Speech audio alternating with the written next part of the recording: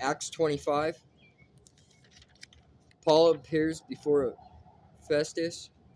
Paul speaks to Agrippa.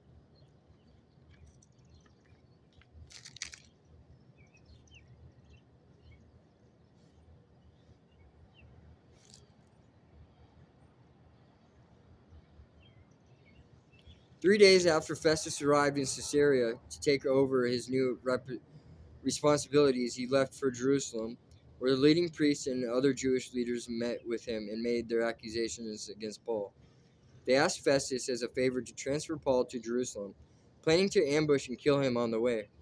But Festus replied that Paul was at Caesarea and he himself would be returned to there soon. So he said, "Those of you in authority can return with me. If Paul has done anything wrong, you can make your accusations."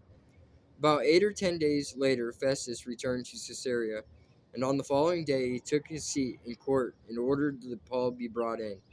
When Paul arrived, the Jewish leaders from Jerusalem gathered around and made many serious accusations they couldn't prove. Paul denied the charges. "I am not guilty of any crimes against the Jewish laws or the temple or the Roman government," he said. Then Festus, wanting to please the Jews, asked him, "Are you willing to go to Jerusalem and stand trial before me there?" But Paul replied, "No, this is the official Roman court, so I ought to be tried right here. You know very well I am not guilty of harming the Jews. If I have done something worthy of death, I don't refuse to die. But if I am innocent, no one has a right to turn me over to these men to kill me. I appeal to Caesar." Festus conferred with his advisors and then replied, "Very well, you have appealed to Caesar, and to Caesar you will go." A few days later, King Agrippa arrived with his sister Bernice to pay their respects to Festus. During their stay of several days, Festus discussed Paul's case with the king. "There is a prisoner here," he told him, "whose case was left for me by Felix. When I was in Jerusalem, leading priests and Jewish elders pressed charges against him and asked me to condemn him. I pointed out to them that Roman law does not convict people without a trial. They must be given an opportunity to confront their accusers and defend themselves. When his accusers came here for the trial, I didn't delay. I called the case the very next day and ordered Paul brought in. But the accusations made against him weren't of any of the crimes I expected.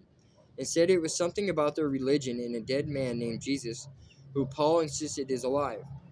I was at a loss to know how to investigate these things, so I asked him whether he would be willing to stand trial on these charges in Jerusalem. But Paul appealed to have his case decided by the emperor, so I ordered that he be held in custody until I could arrange to send him to Caesar. "I'd like to hear the man myself," Agrippa said. And Festus replied, "You will tomorrow." Paul speaks to Agrippa. So the next day, Agrippa and Bernice arrived at the auditorium with great pomp, accompanied by military officers and prominent men of the city. Festus ordered that Paul be brought in.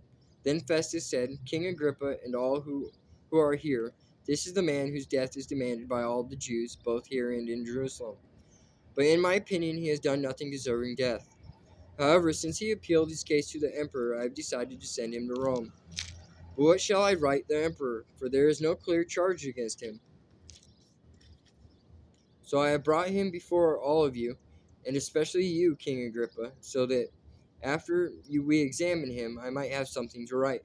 For it makes no sense to send a prisoner to the emperor without specifying the charges against him.